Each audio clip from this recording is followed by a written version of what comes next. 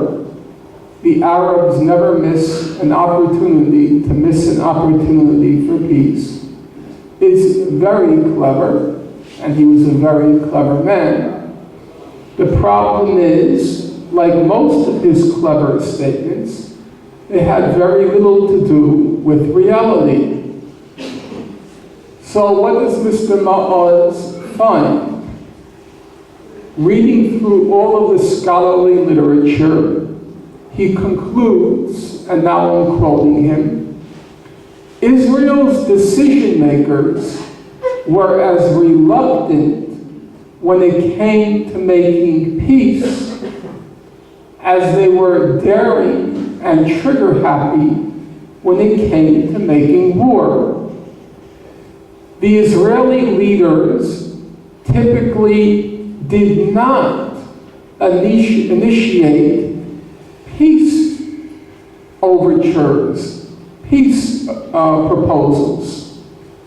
Most of the peace proposals in the Arab-Israeli conflict came either from the Arab world, the international community, or from local organizations. And then he goes on to say, when Israel was willing to take risks for peace, these usually paid off. The Arabs generally showed a remarkable tendency to agree, to accept, to fulfill their treaty obligations. In quite a few cases, it was Israel, rather than the Arabs, that violated the agreements. It's an interesting insight, because we're often told, how can you trust the Arabs if Israel signs an agreement? How can Israel trust the Arabs to fulfill their obligations under the agreement? But Mr. Ma'oz says, that's the wrong question. The Arabs have generally shown a remarkable tendency to fulfill their treaty obligations. It's Israel that's violated the agreements.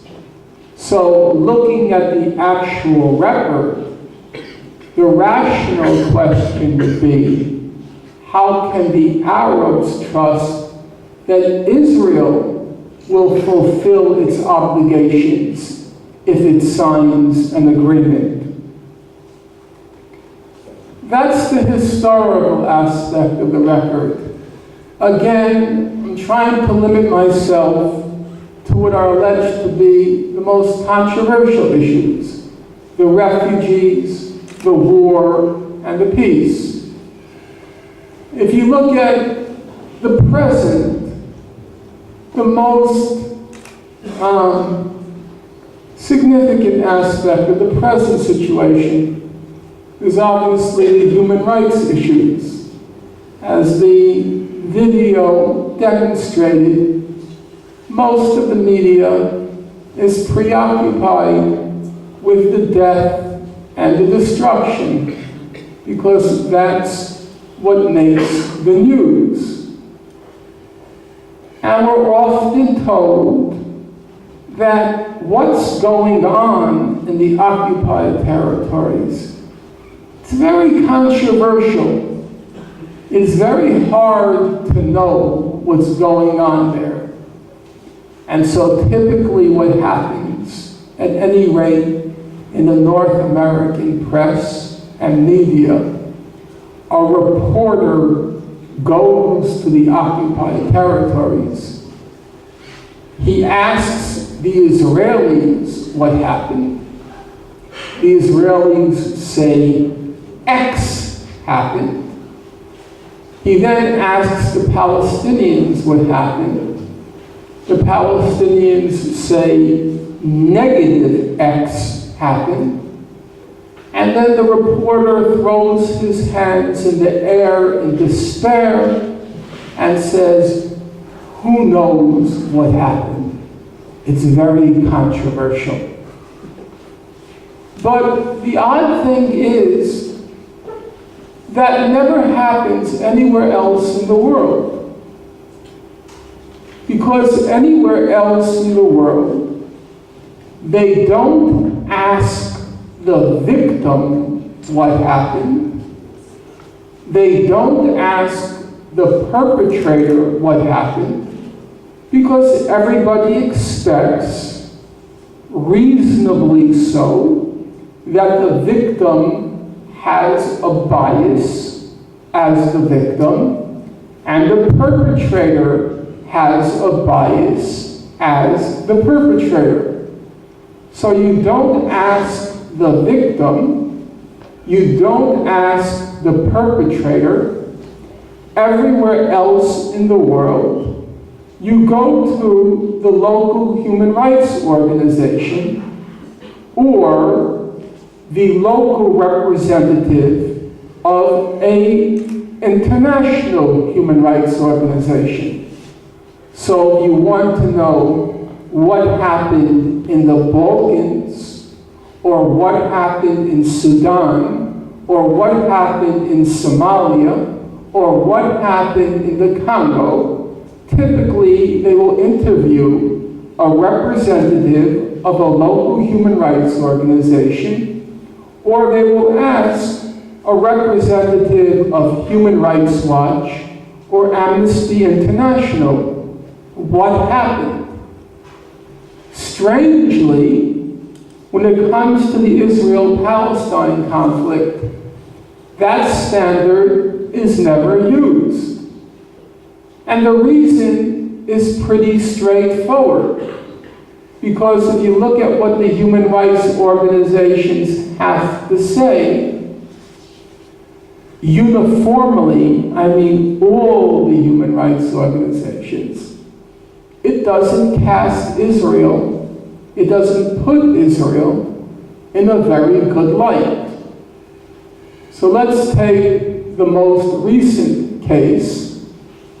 Most of you in this room have, of course, heard of the name Richard Goldstone. How many of you have heard of his name? Raise your hand. Okay, not so high. Okay. So Mr. Goldstone produces a report on what happened during the Gaza invasion. And there is this huge hysteria over this report. And the media immediately start to call it Richard Goldstone's controversial report on Gaza. It's controversial. It's an odd description. Why is it odd?